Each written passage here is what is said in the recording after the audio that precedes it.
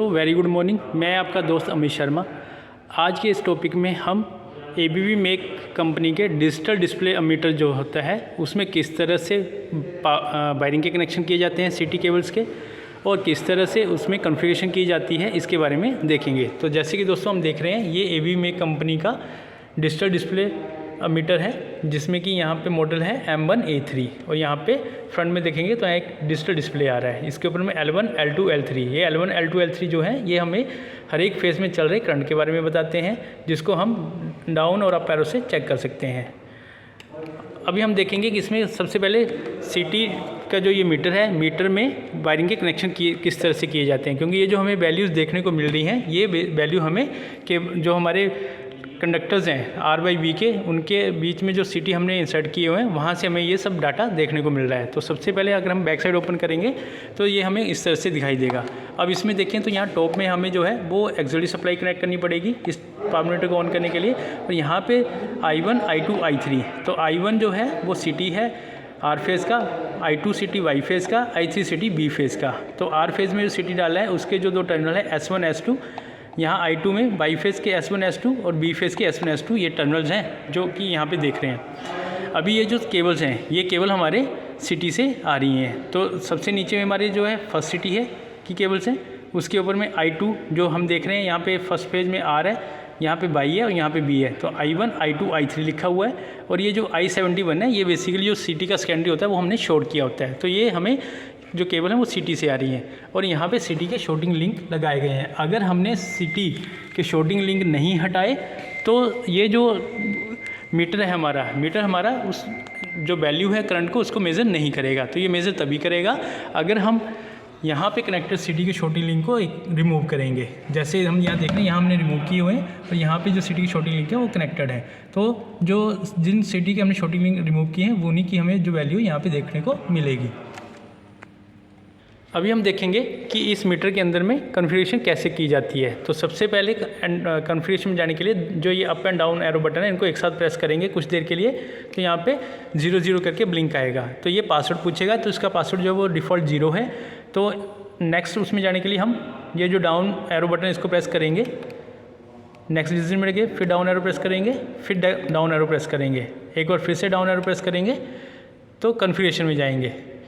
अभी कॉन्फ़िगरेशन में एंटर करने के लिए हम सबसे पहले डाउन एरो को ही प्रेस करेंगे। तो यहाँ पे हमें पूछेगा कि ये सिस्टम किस तरह का है। तो ये 3 फेज़ 4 वायर सिस्टम है। 3 फेज़ मतलब 3 हमारे फेज़ हैं, 4 वायर मतलब 4 वायर हैं, जिसमें कि 3 फेज़ हैं और एक न्यूट्रल है। अगर इसको चेंज करना है तो डाउन एरो को प्रेस करेंगे, अगर चेंज नहीं करना है तो हम अप एरो को प्रेस कर सकते हैं। तो अभी हमें सेव करना है तो हम सेव कर देंगे। उसके बाद नेक्स्ट पैरामीटर जाने के लिए अप एरो को प्रेस करेंगे। तो अभी ये पूछ रहा है C.PR1 जो लिखा रहा है, ये बता रहा है कि सिटी जो प्राइमरी में है उसकी जो वैल्यू हमें एंटर करनी है उसको एंटर करना है। तो इसको एंटर करने के लिए हम डाउन एरो को बटन को प्रेस करेंगे और यहाँ पे हम सिटी की वैल्यू को एंटर करेंगे। जैसे अभी हमने जो वैल्यू डाली है वो 4.000 यहाँ पे के ब्लिंक कर रहा है, मतलब ये जो है सिटी है वो 4000 का है, 4000 एम्पेयर का। अगर इस वैल्यू को चेंज करना है तो हम डाउन एरो को प्रेस करेंगे, इसके बाद ये ब्लिंक करने स्टार्ट करेगा और अप एरो से हम इसकी वैल्यू को कम ज़्यादा कर सकते हैं। तो अभी हम फिर से इसकी वैल्यू को 4 सेट कर देंगे। अगर आपको चेंज करना है तो चेंज कर सकते हैं, अगर चेंज नहीं करना है, अगर जो आपकी सिटी की रेशियो है उस सिटी की प्राइमरी की वैल्यू को हमें यहाँ पे एंटर करेंगे।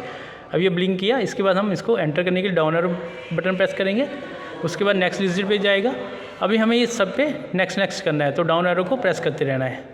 उसके बाद लास्ट में जब आगे एक बार फिर से डाउन एरो प्रेस करेंगे तो ये डेसिमल पॉइंट ब्लिंक करेगा। डेसिमल पॉइंट को ब्लिंक करने के बाद फिर से एक बार डाउन एरो प्रेस करेंगे तो ये भी स्टेबल वैल्यू होगी। तो हमारी जो सिटी की प्राइमरी वैल्यू वो हमने यहाँ पे इंसर्ट कर दी। अभी नेक्स्ट पैरामीटर जाने के लिए अप एरो प्रेस करेंगे, तो अभी हमारा आ रहा है C.SCC, तो इसका मतलब हुआ सिटी का सेकेंडरी में भी वैल्यू डालनी पड़ेगी। तो जो सिटी के सेकेंडरी की वैल्यू है वो कई जगह पर 1 होती है, कई जगह पर 5 होती है। तो हमारे केस में 5 है, तो हमने यहाँ पे 5 डाला हुआ है, 5 एम्पेयर, और यहाँ पे एम्पेयर भी लिखा हुआ आ रहा है। अभी हम नेक्स्ट पैरामीटर में जाएंगे तो यहाँ पे बॉडी रेट लिखा आएगा, ये जो है वो कम्युनिकेशन के लिए यूज़ किया जाता है। तो 9.6 K मतलब 9600 बॉडी रेट यहाँ पे डाला हुआ है।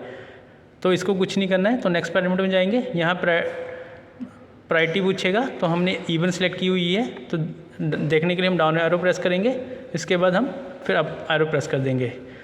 तो इसमें अभी हमें कुछ नहीं करना है, सिर्फ ये पूछ रहा है अभी सेव। वाई अगर लिखा आ रहा है तो सेव है, अगर नो कर देंगे तो जो हमने वैल्यू एंटर करी वो सेव नहीं होंगी। तो हमें सेव करना है तो हम यहाँ पे वाई प्रेस कर देंगे, अगर सेव नहीं करना है तो नो आएगा तो इसको एंटर कर देंगे। तो जो भी आपका पहले का डाटा होगा वो उसमें सेव रहेगा। तो इस तरह से हम जो ABB मेक कंपनी के एनालॉग डिजिटल डिस्प्ले वाले मीटर हैं उनमें हम कॉन्फ़िगरेशन पैरामीटर एंटर कर सकते हैं। Thank you.